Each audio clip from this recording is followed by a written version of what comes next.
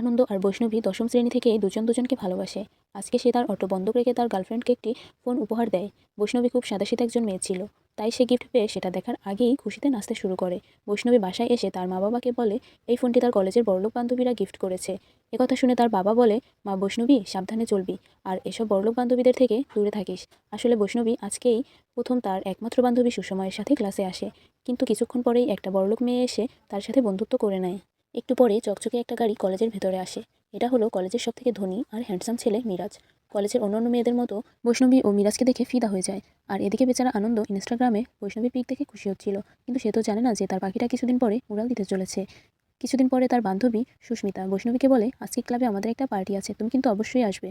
বৈষ্ণবী প্রথমে রাজি হয় না, কিন্তু তারা সবাই জোর করে তাকে একটি শপিং মলে নিয়ে যায়। গ্রামের এই সহজ সরল মেয়েটিকে কিছু মডার্ন ড্রেস কিনে দেয়। বৈষ্ণবী এবার খুশি হয়ে সে তাকে জড়িয়ে ধরে বলে, তুমিই আমার আসল বান্ধবী।